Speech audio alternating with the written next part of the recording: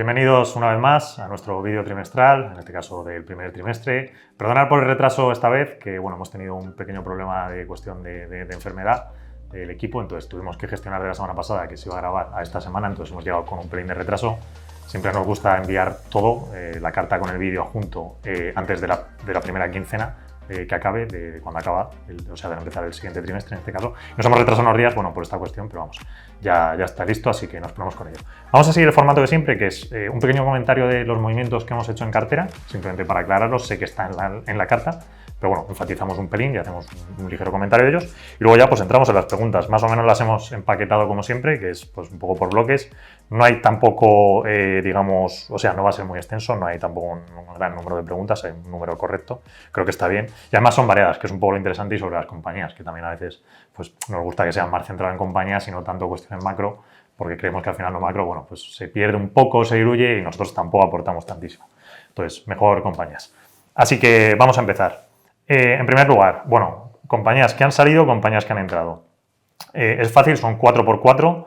Básicamente lo que hemos tocado es parte baja de la cartera, lo que para nosotros es un poco lo que llamamos Venture Capital. Son Freshworks, Tenable, Alteryx y Elastic, que han salido, ya han entrado Workday, Marqeta, Nvidia y Okta. Todas las compañías ya estaban o ya estuvieron anteriormente en cartera, la única nueva es Marqeta, que de hecho, pues bueno, hicimos un vídeo y una presentación que la acompaña, también se puede ver en la carta, al final está linkada, y bueno, pues un poco para ahondar en la compañía y que se conozca mejor. Y eso, básicamente los motivos, bueno, pues han sido un poco, ya se sabe, trabajamos con mucha parte analítica, entonces, bueno, pues es una cuestión de que los negocios, no es que sean malos negocios, pero unos estaban más fuertes y otros estaban más débiles, entonces pues hemos quitado los débiles y hemos metido los fuertes, no hay mucho más. De Marqeta, pues sí, es una exposición igual en Venture, tiene su complejidad. Sabemos que tal vez la parte más cuantitativa de Marqeta ahora es la que está un poco más débil, porque, bueno, pues al final en el entorno macro también la ha afectado. Pero las proyecciones son buenas, lo que pasa es que tampoco estamos dispuestos a que pese un 4% porque no es el objetivo. Y el resto, pues bueno, ya digo, más o menos un poco el comentario de la carta. Es que a nivel de negocio tampoco tienen gran particularidad. Por ejemplo, Alteryx la metimos en cartera el año pasado, la hemos mantenido un año, lo dijimos. De hecho, Alteryx, toda la historia del fondo fue que la tuvimos hace bastante tiempo ya, como un par de años o así, salió por pérdida competitiva, reformularon el producto al cloud, que entró el año pasado en cartera, la volvimos a meter porque bueno, el producto, pues la verdad es que en cloud funcionaba muy bien.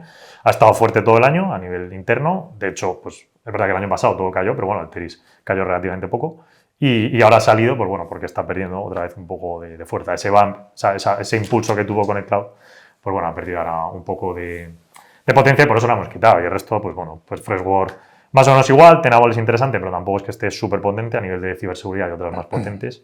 Y Elastic, pues bueno, como es un compendio de la parte de search, la parte de búsquedas que tienen de su motor con la parte de seguridad, pues bueno, ahí es seguridad, tampoco es que sean los más potentes, el endpoint que tienen, pues es interesante, pero no es el mejor endpoint, no es el que está más fuerte.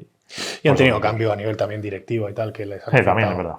Por otro lado, también interesante Okta, que llevaba bastante tiempo a nivel cotización parado también por un tema de pues esas ciertas dudas que había con los nuevos productos PAM IGA, que ya están en el mercado y por lo visto pues estamos recibiendo buen feedback a nivel canal de si bien es cierto que no va a suplantar a los grandes competidores tradicionales en esos segmentos, en esas nuevas verticales donde se ha metido, pero sí que es verdad que estamos recibiendo feedback positivo, ¿vale? O sea, una valoración en canal que dicen, bueno, oye, pues sí que es verdad que no van a competir, pero sí que van a coger a esas pequeñas empresas que quieren expandir y tal y cual, y bastante bien, tanto por la parte de trabajadores como por la parte de clientes, customer, más a nivel, pues eso, dando una seguridad en e-commerce y demás, que es donde pues hay otra pata, otra vertical de crecimiento que es importante, ¿no? Y bueno, pues ha pasado un año, ha pasado, por así decirlo, las de Caín durante un tiempo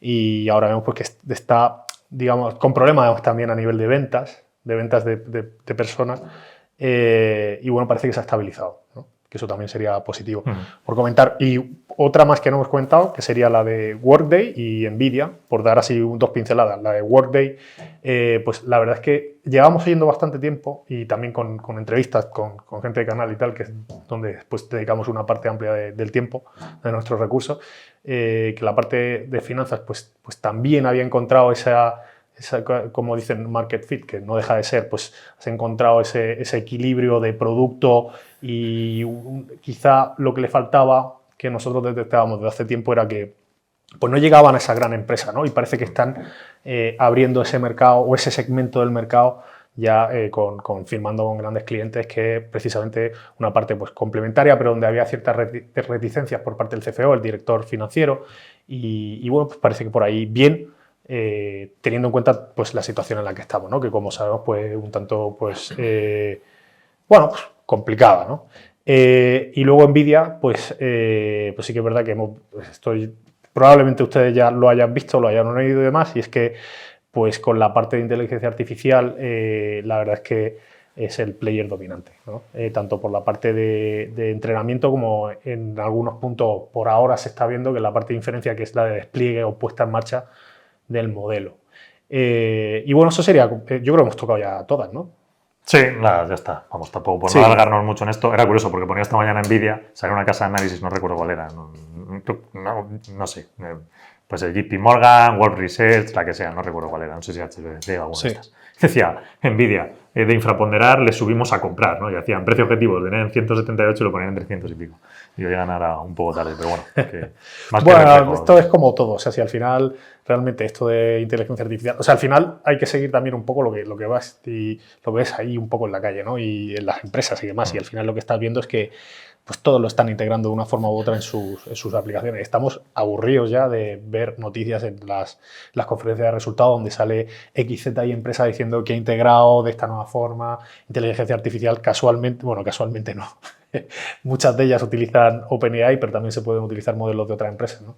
Y bueno, pues eso tiene bastante recorrido, porque en el fondo no deja de ser, o todo el mundo piensa, una parte, no por ello diría yo que es como consenso, pero en esto sí que estamos todos un poco de acuerdo, que es una herramienta pues, que intenta hacerte más eficiente, es una variable de las muchas que hay que ya se utilizan, ¿no? Pues a nivel de edición de vídeo, de sonido y tal, pues ya se utilizan otras tantas, ¿no? Entonces, pues bueno, pues esta es otra más.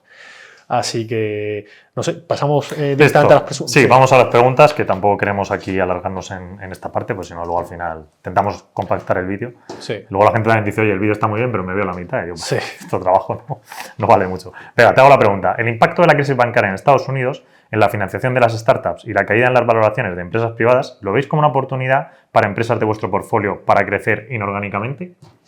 Pues sí, la verdad es que sí, es una gran oportunidad. De hecho, estamos viendo, yo, como digo, para muestra un botón, ¿no? Y me remito a aquellos compradores que no son compradores estratégicos en el sentido de que no son negocios en sí, sino pues los típicos private equity que ven, o sea, estos pues van mucho a precio. Quizás no están dispuestos a pagar tanto como una empresa que a lo mejor es capaz de conseguir mayores sinergias y están comprando, o sea, en los últimos meses que hemos visto Sumologic, Coupa, bueno, Qualtrics, hemos estado comentando antes, estoy hablando así un poco de memoria. Momental. Era sí, y seguro que llegan algunas más. Forrock. Y ahora en la otra de seguridad, competidor de Okta, Ping.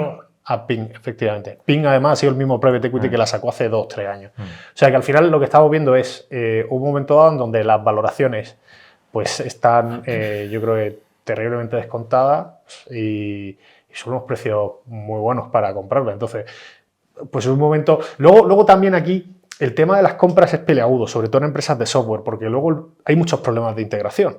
Y a la vista está que, por ejemplo, un ejemplo, ¿vale? Que no hemos comentado antes relativo a Okta, y es la integración de la compra de Auth, que es una empresa que compramos hace relativamente poco, muy buena en una vertical determinada, ¿no?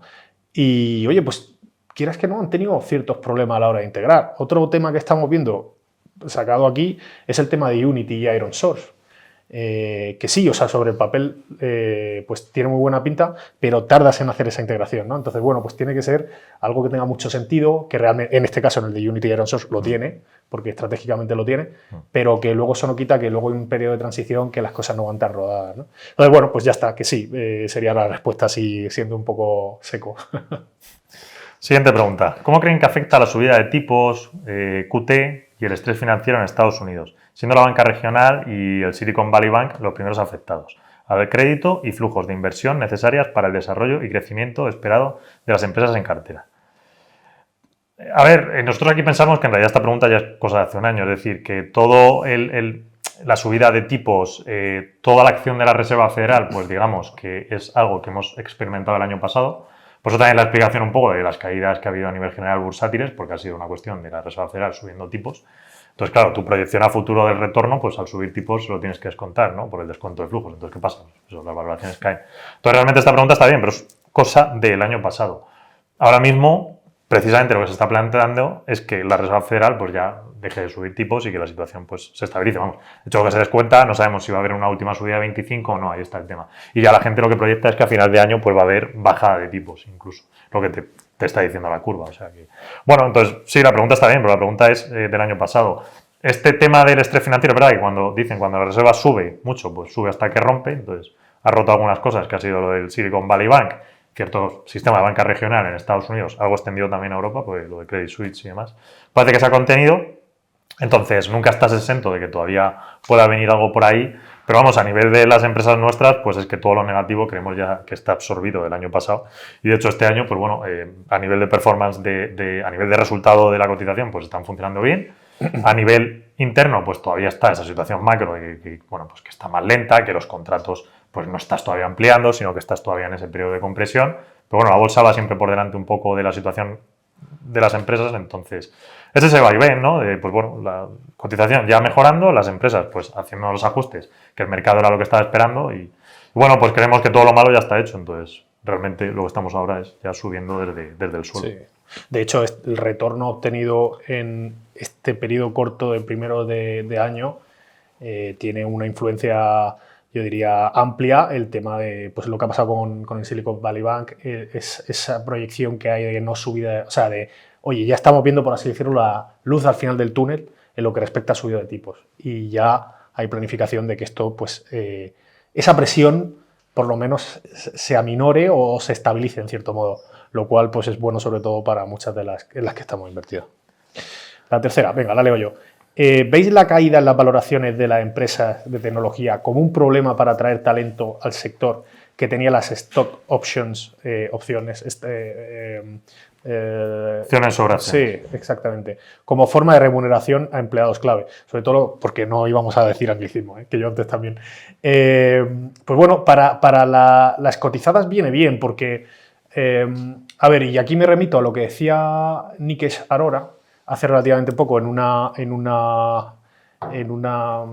conferencia de resultados, donde lo que decía era, mira, nosotros hemos estado en desventaja porque no podíamos hacer este tipo de ofertas tan agresivas como hacían otras más pequeñas y ahora que esto se está eliminando porque no tienes capacidad, pues resulta que somos más competitivos porque no nos están robando talento. Al final es un tema de qué capacidad tienes tú para captar talento, que en empresas pequeñas es lo más importante para crecer. ¿Estáis interesados sobre el metaverso? Esta pregunta es como muy recurrente, siempre sale el metaverso. A ver, bueno, sí que realmente...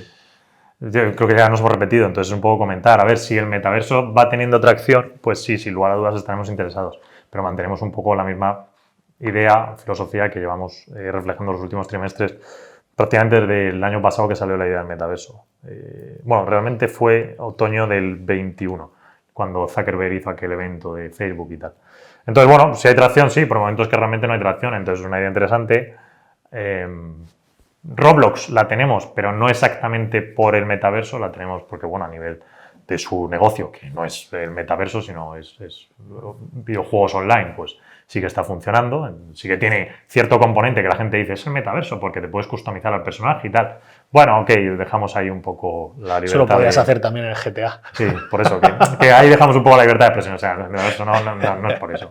Pero entendido lo que es el metaverso, lo que planteaba Zuckerberg en la conferencia, pues eso todavía no es, siendo pragmático, no está aquí, entonces por el momento el interés es relativamente nulo. El día que empiece ojo, nosotros estamos abiertos, entonces ya se sabe cómo trabajamos. El día que empiece la tracción, pues sí, pero es que realmente ahora no hay tracción y ha sido un poco más pues esa idea de marketing vendida a la realidad pura.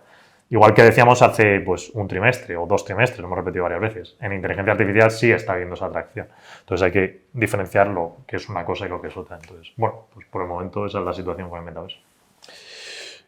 Quinta, ¿qué porcentaje de la cartera tiene un riesgo de refinanciación elevado? Compañías que sean claramente non-investment grade, que se puedan ver afectadas por la falta de financiación en el sector. Es decir, non-investment grade significa pues, que tienes un tipo de calificación que por la deuda y el tipo de empresa pues, recomiendan no invertir en ella, ¿no?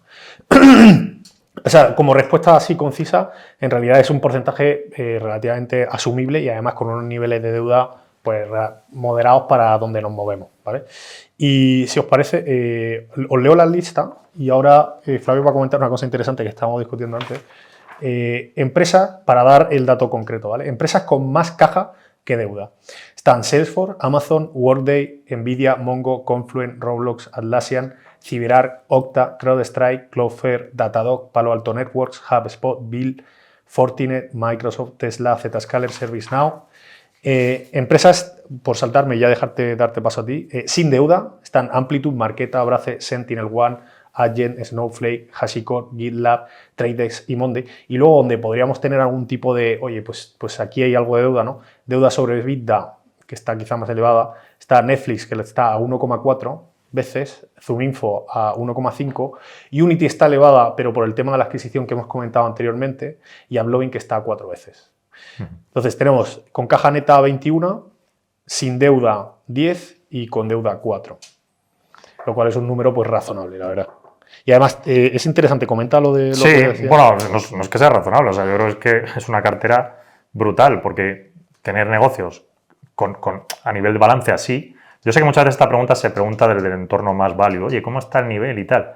Y sé cómo son las carteras value y hay deuda, pero si se ve esta cartera es que no hay deuda, son 4 compañías las que tienen algo de deuda, las otras es que o no tienen deuda directamente o tienen más caja que deuda, con lo cual pueden llegar al banco y decirle mañana, ala, pagamos toda la deuda de golpe. Es decir, realmente tenemos 21 compañías que a nivel balance no están todos lo optimizadas que deberían estar y deberían coger algo de deuda para producir un retorno mayor. Sin embargo, van tan rebajadas que ni lo están planteando. O sea, yo creo que la cartera es directamente brutal, estos números. Porque, insisto, sé cómo trabajan otros fondos y suele haber bastante deuda ahí o hay deuda. Entonces, nosotros es algo que quiero remarcar mucho que no tenemos porque me doy cuenta que no lo hacemos y siempre sale la duda. Creo que a veces los partícipes, como estamos en estas compañías más primarias, se piensan que es que las cogemos con deuda. Y no, si es que precisamente son negocios sin deuda. O sea, que en este lado, si hubiese un evento tipo 2008 o algo así con problemas de deuda, pues nosotros estaríamos totalmente aislados. De las compañías que ha comentado Juan, de que tienen algo de deuda, y esto es interesante, también por el tipo de negocio en el que nosotros trabajamos, que es un poco recordar a John Malone, que fue el padre un poco de todo el negocio, tipo de negocio recurrente, negocio SaaS, negocio que tú sabes que el cliente es muy raro que se te dé baja. Él lo hizo con el negocio del cable, pero lo ha seguido aplicando durante los años a infinidad de negocios parecidos.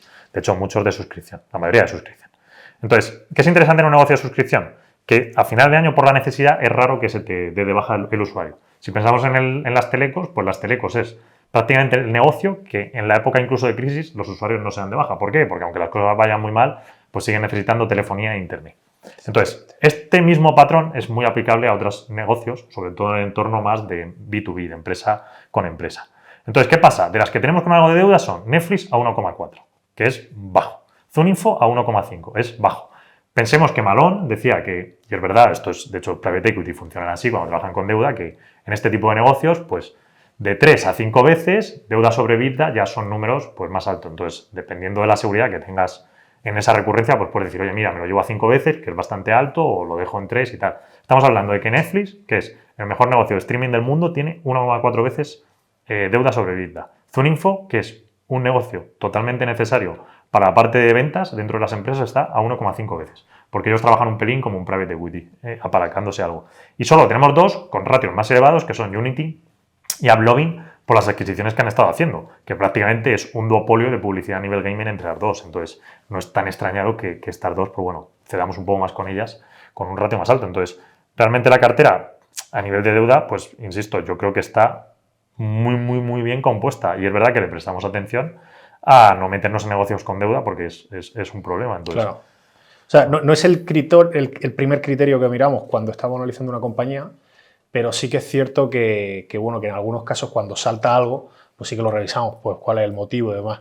Y eso se hace siempre. O sea que no... Bueno, está bien en general, no nos preocupa, sería como la respuesta más concisa. yo la cuestión de la deuda está bien que se pregunte, porque creo que no se ha preguntado tanto, pero sería algo que estaría cero preocupado. Sí. O sea, no ni Pero es... está bien también sacar digamos, la gráfica y dar cierta Sí. seguridad, porque, pues, bueno, ese no es el factor principal. O sea, el factor que más afecta a este tipo de compañías es que los crecimientos de repente pues pierden fuerza, veamos que nosotros no tenemos que en canal no están bien, tengan algún tema de producto y eso haga que esos usuarios se vayan fuera, que es lo que repercute luego en que tengas problemas a su vez con, no solo con el negocio, con la valoración en los múltiplos, pero en este caso si tienen encima deuda, pues peor, ¿no? Pero bueno, lo que como comentaba Flavio, es decir, con deuda pues tenemos a cuatro compañías. Sexta la leo y... Bueno, 4 compañías y perdona, incluso más. 4 compañías y las 4 están en Venture Capital, porque Sí, es que ninguna pesa más del 1. O sea. Cierto, es verdad, tienen pesos pequeños. Sexto, ¿cuánto dinero están ganando nuestras empresas? Previsiones sobre ganancias para 2023. Pues a ver, hemos hecho el mismo trabajo que el anterior y creo que estaba bien, que es hacer un desglose de la situación de la cartera para que se entienda bien. Entonces, únicamente, bueno, un inciso antes. Estas compañías, y esto es importante a nivel contabilidad, beneficio neto no es lo que hay que mirar free cash flow, es decir, nivel de caja que están generando, ¿vale? ¿Por qué? Porque el beneficio neto es una medida tardía en este tipo de empresas, siempre llega más tarde. Cuando los inversores miran beneficio neto, nosotros ya solemos tener menos interés porque es la generalización del público. Es mucho más interesante que sean capaces de generar ese free cash flow, que realmente es, el free cash flow, de manera llana, es cuánto dinero de verdad está entrando en la caja. Sí, efectivamente. Lo otro, el net income, el resultado, el beneficio neto, pues, y cualquiera que lleve una empresa puede saberlo, tiene ciertas particularidades en cuanto tocas para mayor amortización, amortizas ciertas cosas, activas o no activas, con lo cual maqueas eso, no digamos que engañas el número. Con el free cash flow es el número real de cuánta caja, cuánta pasta hay aquí en el negocio y si esto se paga o no se paga. Entonces, visto así, que es como hay que verlo, nuestras empresas, 23 ganan dinero y 12, solo 12, están en una situación donde no han conseguido el free cash flow positivo todavía. Es decir, solo un tercio de la cartera, que además están más en la zona de Venture Capital, están todavía en una situación que no están generando ese free cash flow. De estas 12, y es lo interesante, si se mira particularmente, se ve que muchas, el porcentaje que todavía están perdiendo de ese free cash flow sobre ingresos, estamos hablando de el -1, el -2, es decir, prácticamente están en el break-even. Están en esa situación que haciendo un pequeño ajuste, pues ya lo pueden poner en positivo a la compañía y generar caja. ¿Qué pasa? Que normalmente todavía no lo quieren hacer por crecimiento, porque están dispuestas a gastar algo más y quemar algo más de dinero, consumirlo más, a costa de todavía tener más crecimiento porque creen que pueden pues abarcar más mercado. Entonces, básicamente esa es la situación. Prácticamente todas las compañías que tenemos pues creemos que son capaces de entrar en esa situación de free cash flow positivo. Si no, no las tendríamos en cartera, sería un disparate. Sí. Y insisto, la mayoría de las que todavía no están muy cerca. Entonces, bueno, pues en este aspecto bastante tranquilo. Nos preguntan, a ver, ¿cuál va a ser la caja? No la hemos calculado, luego la puedo calcular en el vídeo, lo pondremos, pero bueno, es un ratio un poco... Sí, se puede hacer un cálculo total de cuánta caja se va a generar en 2023 sobre el market cap total de todas las compañías, pero bueno, insisto, teniendo 23 en positivo, pues va a ser un free cash flow positivo, es decir, generamos caja sobre algunas personas no lo sabrán, otros que nos llevan siguiendo desde hace tiempo pues probablemente lo hayan oído alguna vez, y es siempre en estas que, sobre todo para las que pierden dinero, ¿de acuerdo? Siempre se intenta buscar un balance que se llama, bueno, en el mundillo se dice la regla del 40, que es, pues oye, si tú consigues crecer a unos niveles donde tú tengas un crecimiento del 60, te puedes permitir quemar hasta un -20 de flujo de caja, de generación de caja con respecto a ventas, ¿vale? A revenue. Entonces, bueno, es un estándar de mercado que es como una regla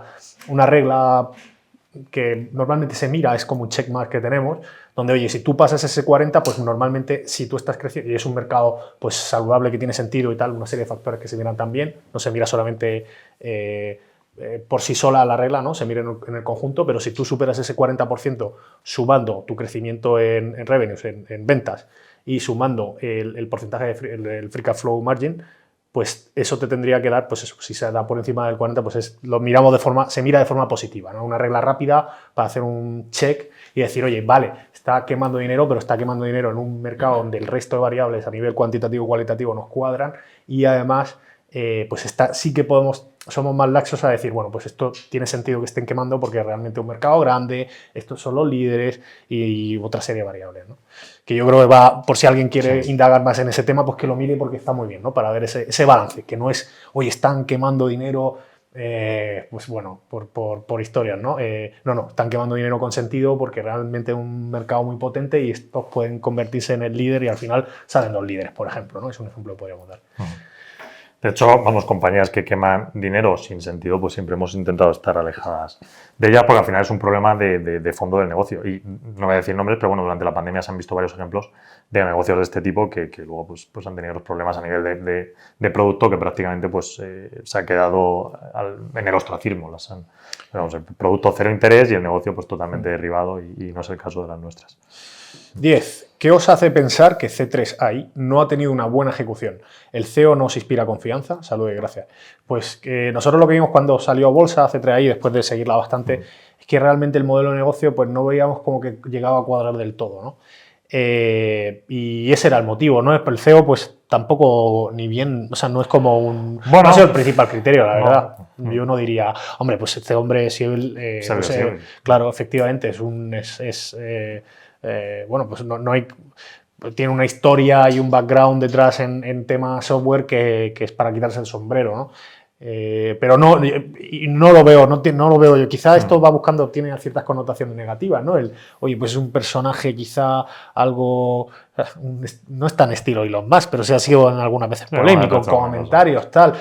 No lo veo yo peligroso, es más el tipo de modelo. Es el negocio, así que no... Efectivamente. O sea, hay muchas cosas, hemos hecho muchas entrevistas en canal, aparte, bueno, primero a nivel de datos nunca nos ha salido fuerte, eso primero. Sí. Y luego hemos hecho muchas entrevistas de canal, de hecho Juan de, pues bueno, con C3 se ha aburrido bastante, siempre la ha metido bastante más caña que yo, no por nada, porque le podía meter igual, pero que es una cuestión de producto, están muy enfocados, o siguen muy enfocados en la parte de oil and gas, y pues oye, al final, tampoco, creo que lo hemos dicho en algún vídeo, no son muy distintos de Palantir, solo que enfocados ahí, pero con peor stack tecnológico, entonces... Bueno, pues ya está. Sí. Para nosotros no es un buen negocio, sencillamente. 11. En el vídeo pasado hablaste de un error de gestión o timing que tuvisteis el año pasado. Dijisteis que fue una mala coincidencia y no volverá a pasar. No tengo claro qué es lo que habéis cambiado y qué fue lo que pasó. Por favor, explica. Bueno, pues nada, a ver, es fácil. Pondremos ahora en el vídeo otra vez el ratio, que siempre es bueno. De hecho, el ratio, recordar que lo dejamos siempre linkado en tiempo real en la carta. Entonces, la carta se pulsa y se puede ver todos los días del año, en cualquier momento, a cualquier hora, el ratio como está. Entonces, a ver, básicamente lo que nos pasó, por recordar un poco, es... nosotros en el 2021 llegamos a estar con muy poca inversión en cartera. La mayoría era liquidez. ¿Por qué? Porque pensábamos que el mercado estaba caro. Si se observa el ratio, pues se ve efectivamente que el número que había en esa época pues era excesivamente alto. Sobre todo, de hecho lo tengo aquí, si se mira justo a mitad, pues bueno, esto fue, claro, final de 2020, inicio de 2021, pues hasta abril, mayo estaban números altísimos. De hecho, el pico sí que se ve, recuerdo que fue febrero del 21. Si se mira ahí, vamos, coincide perfectamente, febrero del 21. Entonces, para nosotros, todas estas compañías tocaron el techo absoluto en febrero del 21. Luego nos tiramos el resto de año, que insisto, nosotros, pues oye, estamos bastante defensivos, en una situación de, oye, vale, ya no están en ese pico, han bajado algo, siguen altas, bueno, cierta preocupación, cierto tal, subimos algo de inversión, tampoco fuimos al 100%, ni mucho menos, nos quedó bastante, hasta que a final de año ya sí que empezó a bajar. De hecho, se empieza a ver, pues bueno, la caída. Y llegó un momento, que fue enero del 22, algo así, donde el ratio ya se fue a un número, pues, históricamente, que era en torno al 1,5, pues ya bastante más normal. Seguías en el rango alto, pero bueno, ya bastante más normal. ¿Qué pasa? Que en 1,5 pues vino todo el problema de inflación del año pasado, subida de la FED, y es que nos fuimos a 0,60 y algo por ahí, que nos quedamos el año pasado. Entonces, un ratio totalmente descontado. Nuestro fallo es que pensábamos que se iba a ir a un punto medio y no se fue a un punto medio, se fue a un número, del número máximo a un número extremo abajo. Entonces, pues bueno, una compresión brutal. Claro, nosotros invertimos a mitad de carrera de la leche, hablando claro. Entonces, llegó la segunda mitad de la leche que fue hasta abajo. Y claro, nosotros invertidos fuerte. Y encima en compañías de estas, pues lo que hace es que la volatilidad que le metes a la cartera es mucho más. Porque encima venías de una cartera menos volatilidad, o sea, una cartera con menos inversión, una época con menos volatilidad. Las compañías que teníamos no eran tan extremas con estas.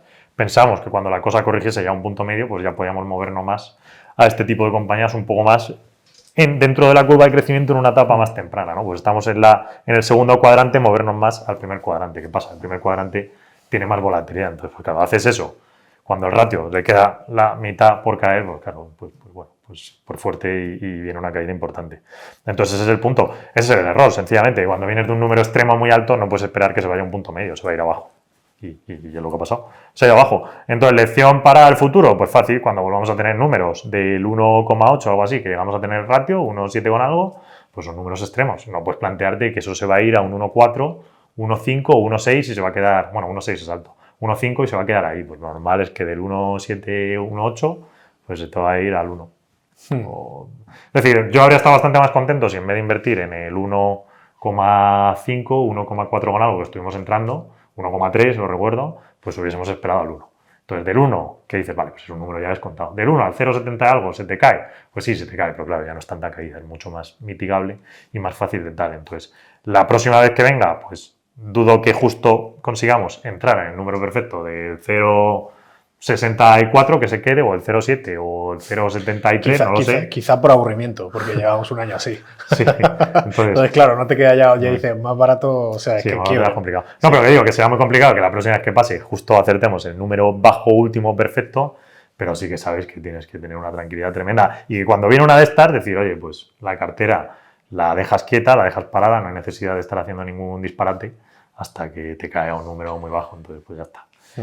Pero bueno, que lo dijimos en el trimestre pasado, insistimos, es el cierre de un ciclo, eso, de 20 años, entonces no vamos a tener un número tan alto hasta dentro de 20 años, 20, 25, 30, quién sabe, es decir, un número muy, muy largo.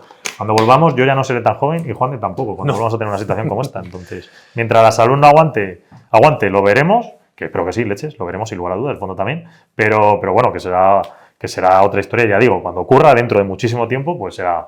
¿Recuerdan ustedes esto de hace 20 años? Pues estamos en la misma, sí, efectivamente. Tranquilidad y ya está. Y cuando vuelva a estar bajo, pues está. O sea, y luego, otra cosa también que refleja la gráfica esta del ratio es que, sobre todo para los que hayan entrado recientemente, es que estamos en un momento pues, que está muy barato a nivel histórico. O sea, donde estamos, yo creo que en la franja desde 2016, pero vamos, si nos vamos anterior, vamos, en el gráfico sale de 2016, es que llevamos un año prácticamente con unos precios de las compañías que son de risa. Sí. Entonces, bueno, pues es un momento bueno a nivel histórico. También, que luego esto no me gusta a veces tampoco comentarlo tanto, porque luego si estás caro dices, joder, pero es que estoy muy caro, pues me voy a esperar.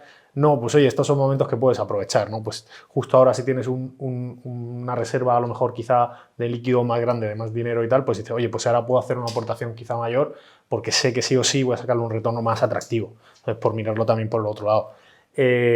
Cuando estamos en ratios quizá más elevados, pues sí, es bueno porque en el fondo nosotros nos encargamos de ir moviendo esas piezas, ¿no? Para que podamos sacar retorno, pero no hay tanta facilidad, ¿no? Ahora pues hay más margen, ¿no?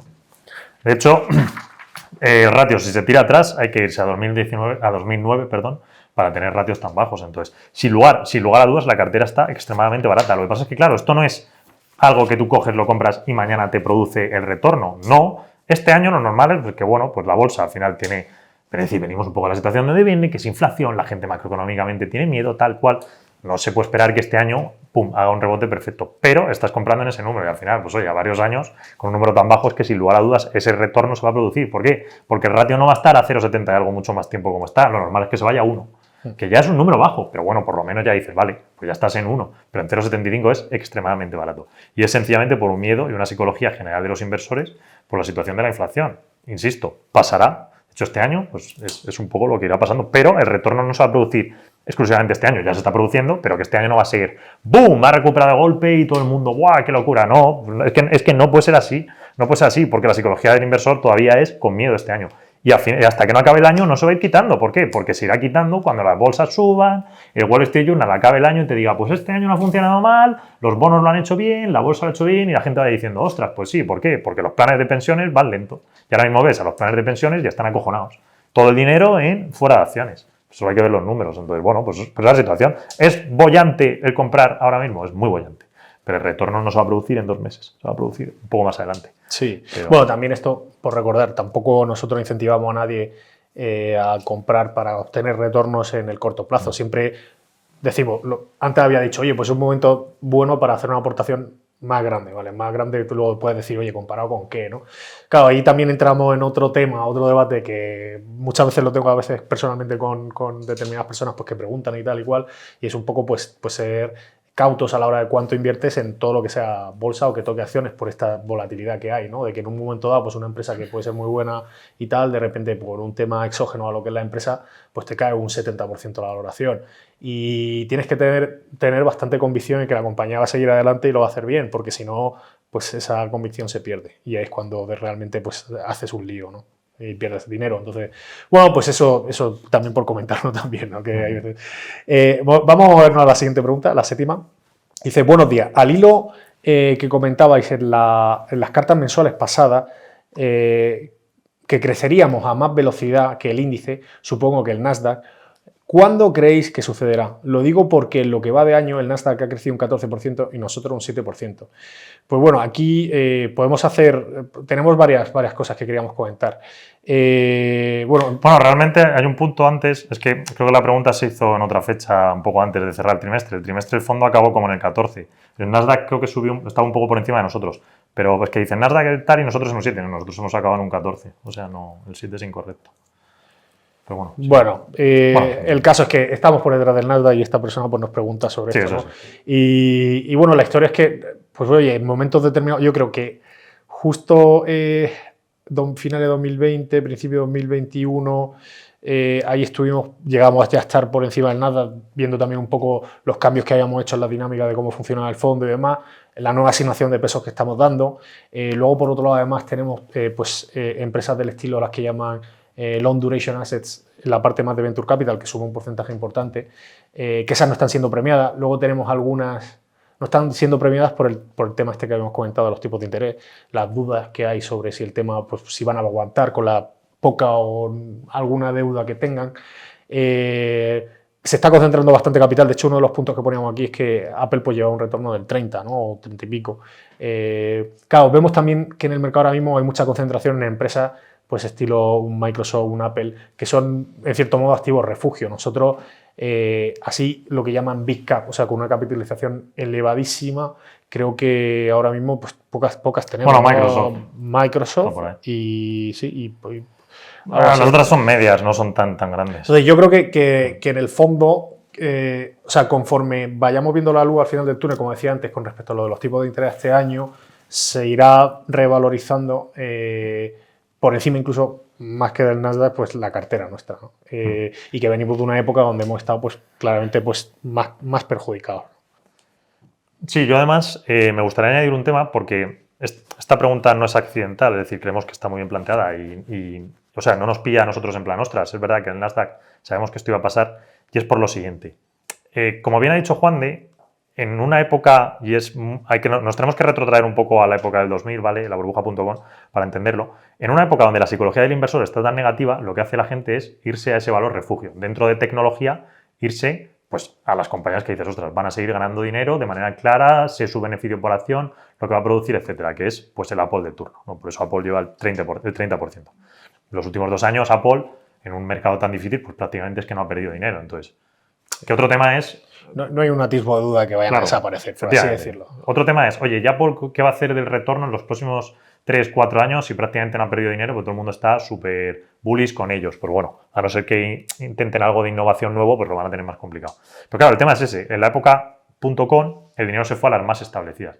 ¿Qué pasa? Que los Amazon, es decir, el Amazon en aquella época, los Amazon de hoy día, esas compañías más nuevas que están apareciendo y tal, la gente todavía no las premia porque tiene duda con ellas, en el sentido de que tiene duda con el entorno macroeconómico. Tiene que pasar un poco de tiempo que se estabilice esa situación, que los Apple de ahora, pues estas compañías tan grandes, pues cojan el primer retorno y ya sean las siguientes las que empiecen a funcionar. Entonces, es mucho más probable que nuestro tipo de compañías empiecen a funcionar de manera más abultada respecto al Nasdaq al año que viene. Por eso todavía no estamos poniendo en plan, oye, estamos superando al Nasdaq. De hecho, lo más normal, siguiendo la historia, es que este año no lo hagan. Este año superemos al S&P 500 con dividendos, pero no superemos al Nasdaq. Y sea el año que viene, cuando ya sí que empiece la carrera, donde ya de manera sistemática le vamos a ir superando. Entonces, simplemente es una cuestión, pues bueno, un poco histórica y saber cuáles son los puntos. ¿Significa eso? Y sé que esto produce una mala idea, que es decir, oye, ¿por qué no movéis la cartera primero a tal y luego al otro? ¿Por qué? Porque eso al final produce un caos en la cartera que no es óptimo.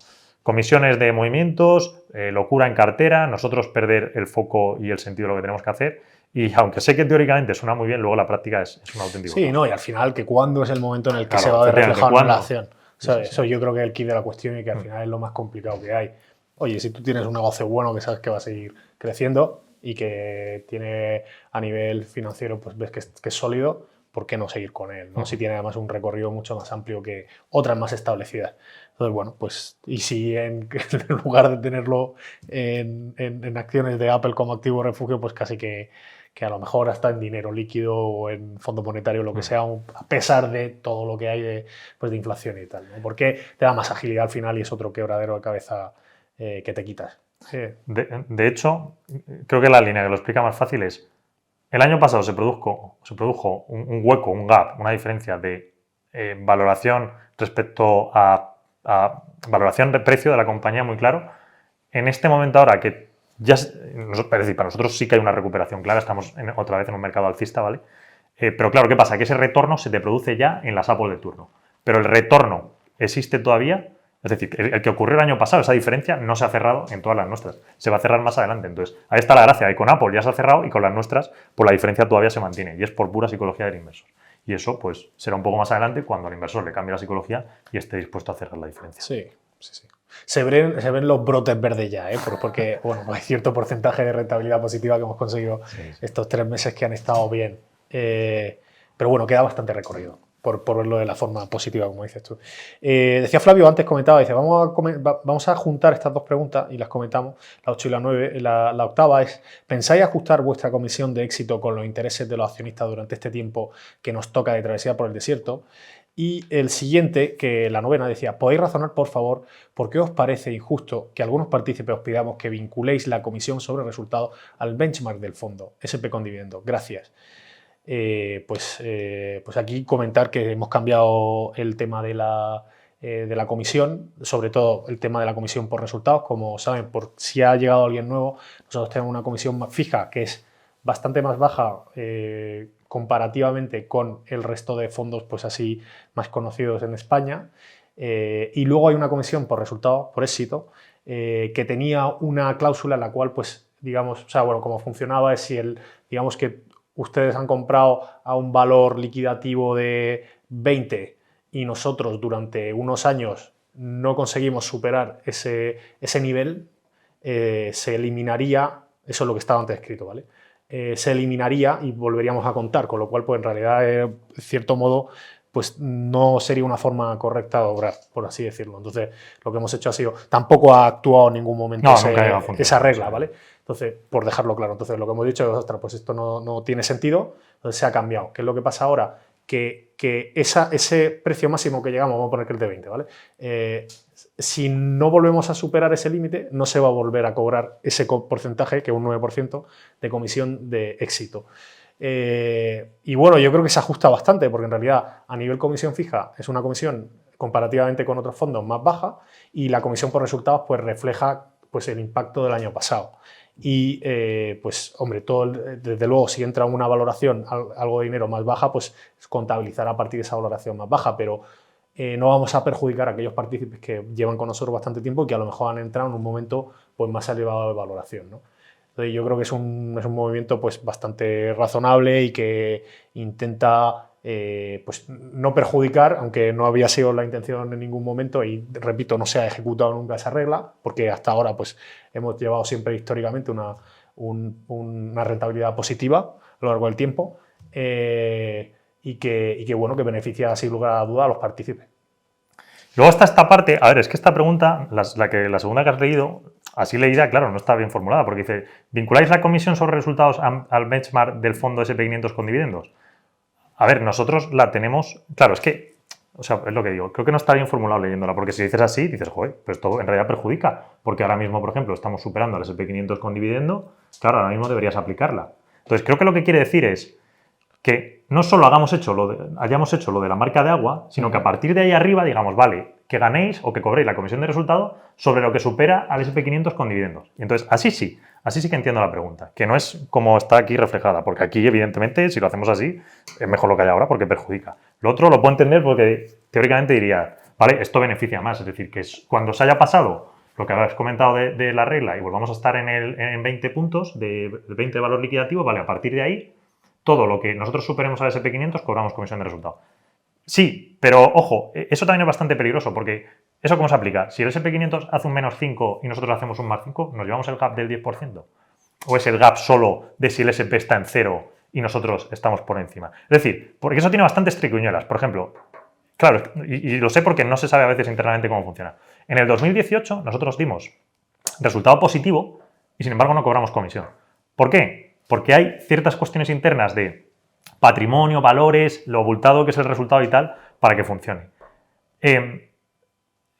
Entonces, por ejemplo, la comisión de resultado, la del 9%, decimos, nosotros cobramos un 9% sobre resultado. Claro, ¿qué pasa? Esto está establecido de manera que si el resultado es bajito, nosotros estamos, porque es lo que pasó en 2018, nosotros estamos dando un 3, un 4% y tal, ese 9% que parece que se aplica, pues realmente es ridículo. Es decir, no llega realmente a funcionar por ciertas cuestiones del baremo medio del patrimonio que hay durante el año, etcétera, etcétera. Entonces, realmente el 9% sí que nos retribuye cuando nosotros generamos un retorno fuerte. Es decir, no, estamos hablando de que hemos generado Un 12, 36. un 13 y ya un 36, pues eso es un juego. Entonces, evidentemente, ahí es lo que buscamos. Porque ahí es donde decimos, coño, hemos ganado. Con un 5%, esa regla es que no hace nada. Entonces, es que es bastante triquiñuela. Esto que se dice realmente no es tan así, porque si somos puristas y decimos, vale, con el SP500, pues entonces deberíamos ajustar y decir, pues si el SP500 ha hecho un menos 5, nosotros hacemos y nosotros hemos hecho un 5, pues hay un 10 de diferencia, nos llevamos ese 10. ¿Qué pasa? Y claro, es mucho más complejo, porque eso la CNMV te dice, no, pero ustedes no pueden hacer eso, será sobre el 0. Entonces, ¿qué pasa? Hay veces que sí que nos ganaremos un retorno que no estamos cobrando. Entonces, bueno, es un caos, ¿eh? Sí, no... En el fondo, claro, eso no llueve para gusto de todo y además es compararte contra el gap que sacas de un SP que además no tiene las mismas, entonces también nos podrían decir que por qué nos comparamos con unas que no tienen el mismo tipo de compañías tecnológicas y tal. Yo creo que al final lo más honesto es decir, oye, mira, pues qué hemos conseguido hacer con el dinero que nos han dejado ustedes y si hemos batido pues rentabilidades que le han beneficiado. Entonces, si hay beneficio, ¿por qué no repartirlo? ¿No? Yo creo que ese es el razonamiento último que hay detrás de lo que hay actualmente. De hecho, esta pregunta ya salió alguna vez parecida. Pasa que, claro, como hemos pasado un periodo un poco complicado, esta comisión no ha aparecido. Pero yo me acuerdo hace años, bueno, no sé si te acordarás, que salía más este tipo de oye y tal. Y claro, al final lo que nosotros decíamos, y es verdad que es así como estaba establecido, es que ese 9% es eso, nos retribuye fuerte cuando el retorno es muy alto. ¿Qué es lo que nos incita a buscar retornos altos? Que es un poco la explicación también de por qué en la cartera hemos buscado tal.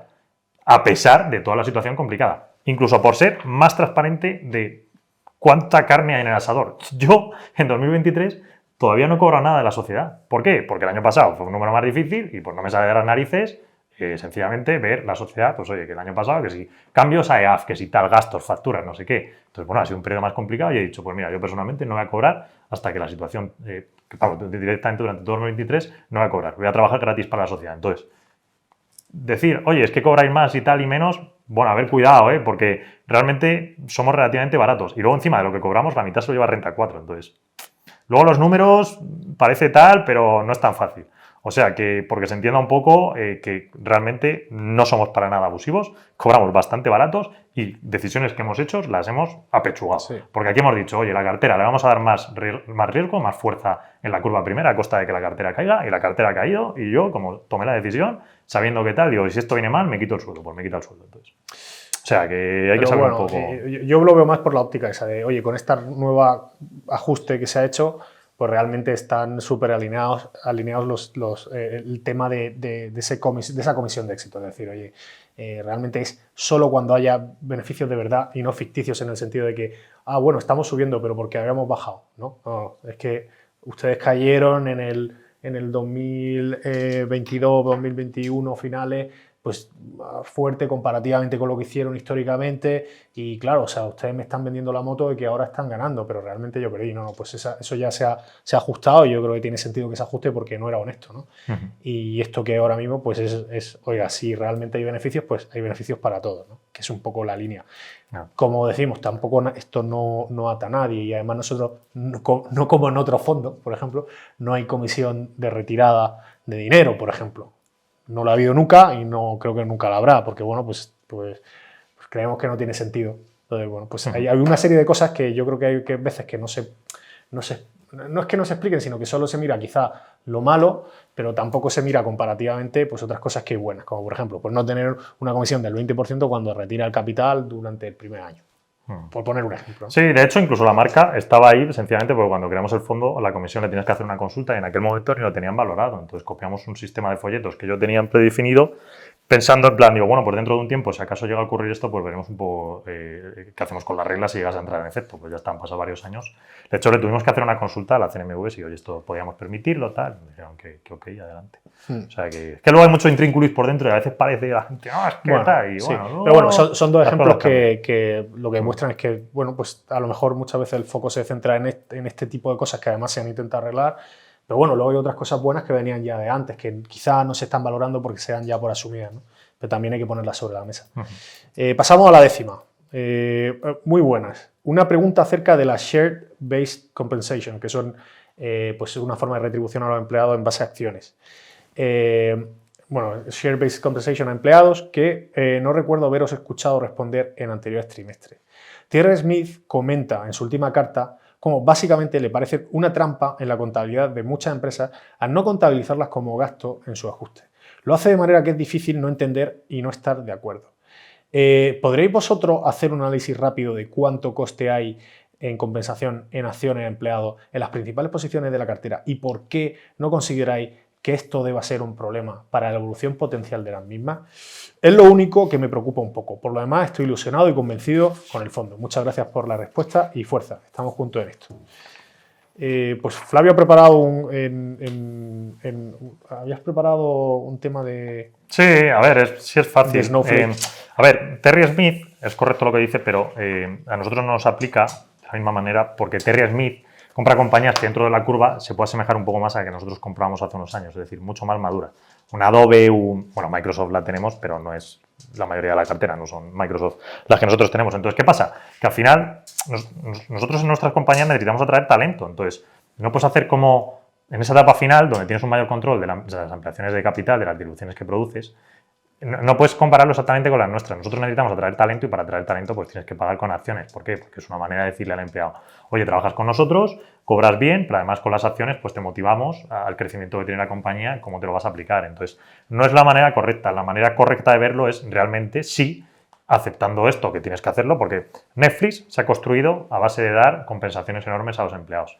Salesforce se ha construido a base de dar compensaciones enormes a los empleados. Oracle, igual.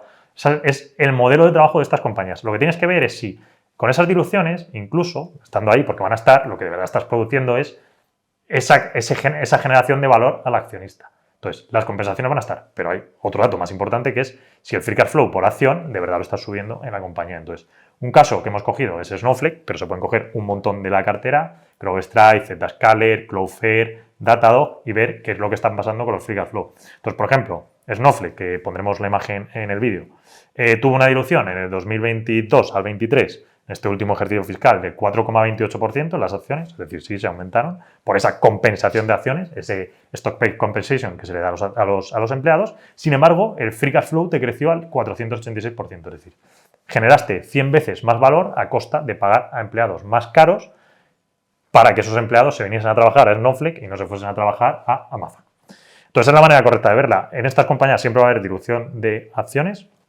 El Terry Smith tiene razón, pero Terry Smith está viendo para... Pero sí que es verdad que también tiene ciertas connotaciones negativas, porque estos datos no están escondidos. Es decir, sí, está ahí. O sea, esto es un cálculo que hemos sacado, tanto el cálculo del tema de acciones diluidas y demás, más la generación a nivel flujo de caja y demás, pues esos son datos que están. Es decir, que no es que las escondan. Sí que es verdad que ahí te dan algunas ajustadas y tal, pues bueno, ya el criterio de cada uno de qué eliges, ¿no? para medir, porque en el fondo esto da un poco de esto, ¿no?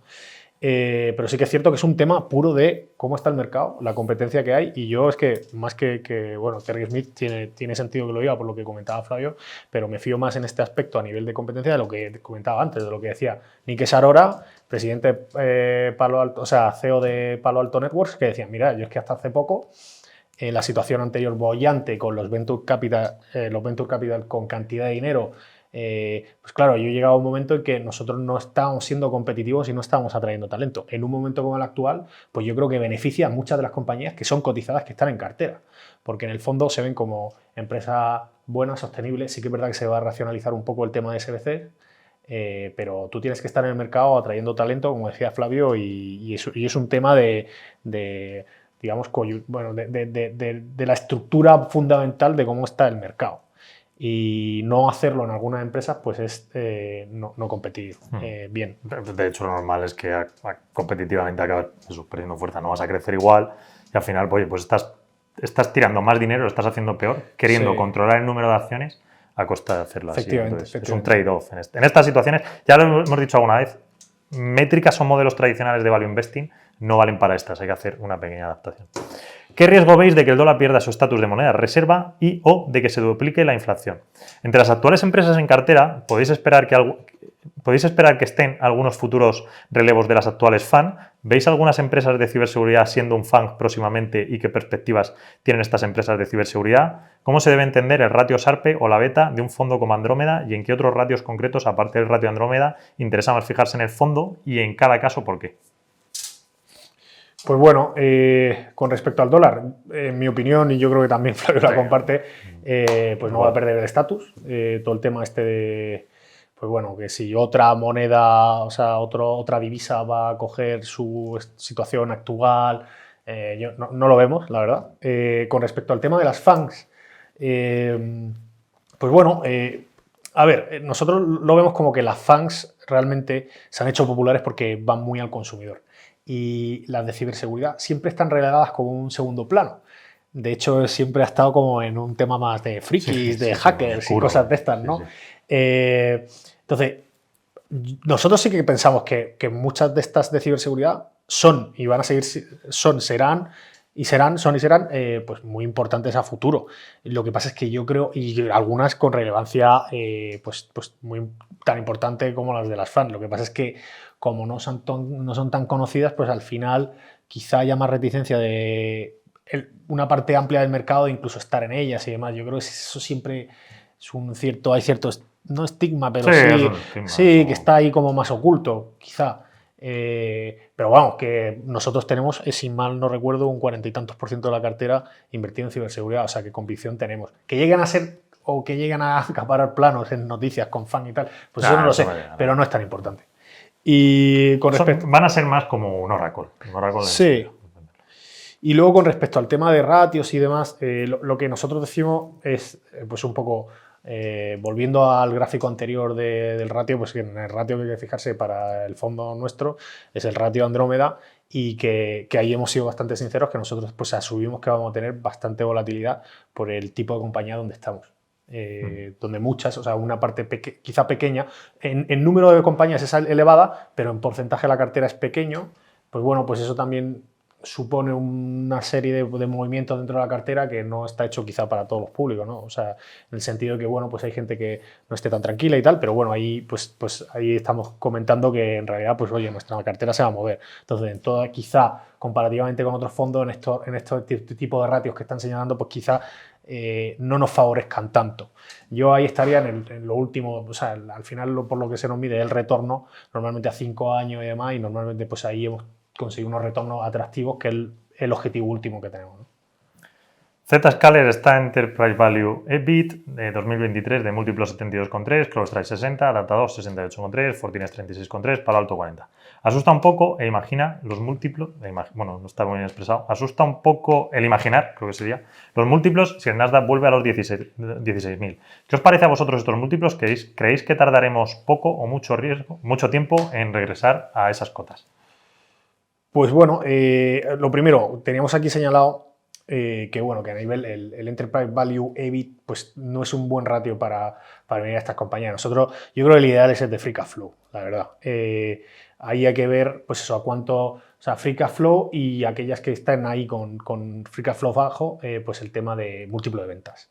Que múltiplo de ventas, a mí personalmente, cuando estamos hablando de múltiplo de ventas, me lleva más hacia un tema más de dinámicas competitivas puras, por así decirlo, porque múltiplo de ventas realmente casi que no tiene en cuenta unit economics en ningún momento, y es más un tema donde nos centramos quizás más nosotros de cómo está funcionando eso en canal. Probablemente si está por ventas, pues está en fase de crecimiento elevado, donde ya entran otro tipo de reglas como, oye, ¿qué balance hay de generación de caja con el porcentaje de crecimiento en ventas? Y bueno, a mí personalmente el múltiplo de ventas es algo como que bueno, que es muy maleable en el sentido de que puedes ponerle lo que quieras. Sí que es verdad que te da ciertos niveles de comparativa con otras compañías y de cómo está el mercado, pero eso lo ves también por el ratio, a qué valores están y demás. Yo creo que en este caso la parte de venta es más, pues oye, cómo vemos nosotros a nivel competitivo y de ejecución que está la compañía. Y es quizá un poco más cualitativo, ¿no? Y Sí. luego, pues tenemos aquí, habíamos comentado antes también, en plan, oye, pues es que estas compañías siempre van a estar caras. ¿Por qué? Pues mira, han pasado las de Caín desde llegar desde la fase de Venture Capital hasta conseguir llegar a salir a bolsa, donde además hay un escrutinio muchísimo más elevado además. Y ya una vez ahí, si están en bolsa, nosotros podemos invertir con ese escrutinio elevado que estábamos hablando, y encima lo hacen bien y son líderes de su sector, pues es normal, con además unos mercados elevados, pues es normal que tengan que se paguen cara. Dicho esto, y volviendo a una cosa que el otro día di con ella de Terry Smith, que decía, bueno, Terry Smith, pero esto viene también de Buffett y demás, ¿no? Es mejor comprar compañías, aunque te salgan un poco más caras, que sean buenas, porque a largo plazo probablemente le saquen mayor retorno que una compañía que sea barata y que sea mediocre o normal. Entonces va todo un poco de la mano. ¿Cuánta importancia le dais a los fundamentales de las empresas? Me refiero básicamente al nivel de deuda, a la generación de caja y capital allocation. Bueno, pues al final es un tema fundamental. Entonces, nosotros lo que trabajamos sobre todo es una cuestión competitiva del negocio, los fundamentales. Hemos hablado de la deuda, la miramos, nuestras empresas no nos preocupa la deuda y normalmente en el sector en el que estamos la deuda no suele ser un problema. Y pues eso al final lo que vemos es crecimiento del free cash flow y luego por detrás pues fuerza del negocio, porque lo que necesitamos para saber que ese crecimiento va a estar ahí y esa generación de caja va a ser consistente, pues es que el negocio esté competitivamente fuerte. Entonces, al final, nosotros miramos todo, es decir, todo nuestro foco de atención, el 100% y exclusivamente es en eso. Y eso lo vemos a través de toda la parte analítica que hemos comentado muchas veces, que es muy potente en el fondo, más toda la parte de, pues hoy entrevistas un poco con la gente que hablamos, los expertos internos, antiguos empleados, competidores, pues para saber un poco, que nos den un poco más de luz o de visión con esa parte analítica que tenemos. Sí, bueno, y también lo que nos dice la directiva, ¿no? Y en la mitad, digamos, está la virtud en muchas veces. En mitad estamos nosotros por ahí. Efectivamente. No, intentando... Y sí, efectivamente. O sea, yo diría casi que además el 80%, 80, 90 quizá por ciento del trabajo se va en eso. Sí. Que es la parte más eso de dinámicas competitivas de la empresa de ejecución, que es lo que más vale y más, o sea, lo que más vale sobre todo en estas compañías. Y nos vamos a la sección de inteligencia artificial, donde tenemos 3 preguntas. La primera, ¿cómo pueden afectar la inteligencia artificial a las compañías del portfolio? ¿A cuáles mejora sus ventajas competitivas y a cuáles les puede perjudicar y reducir su capacidad de defensa? Si procesos anteriormente... hemos juntado 2 porque estas están muy ligadas. La siguiente es, si procesos anteriormente complejos se vuelven más sencillos debido al uso de la inteligencia artificial, ¿puede impactar el desarrollo de las nuevas herramientas tipo ChatGPT en el negocio de algunas de las empresas dentro de vuestro abanico de estudio? Pues, bueno, pues lo que consideramos nosotros es que es una herramienta más, muy potente, eso sí, que tiene unas perspectivas a futuro pues muy buenas, pero que, bueno, pues todo el mundo lo está adoptando de una manera u otra.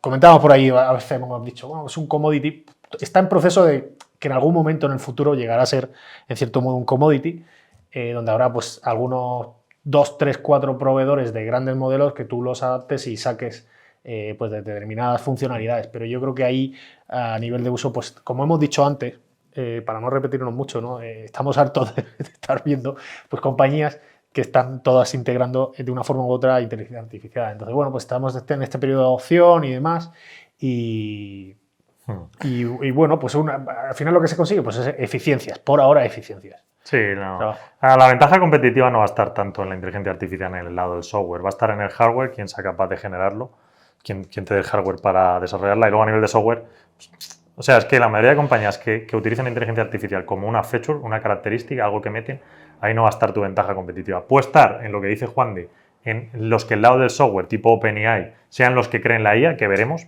a ver.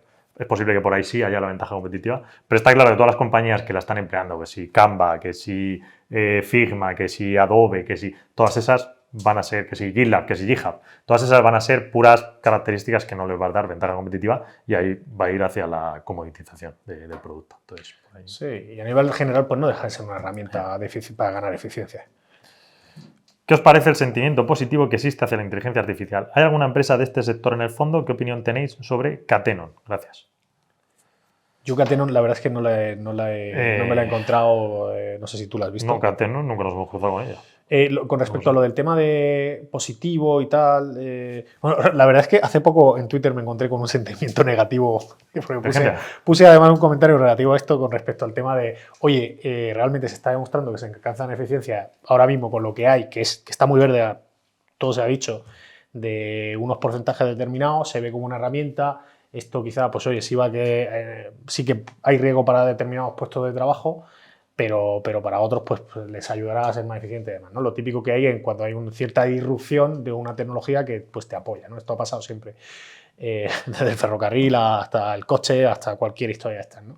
Entonces, bueno, lo que te decía, ¿no? Que me encontré con sentimientos en cierto modo negativos, como algo así como esto va a dominar el mundo, que es un poco lo de la teoría esta que tiene Elon Musk al respecto.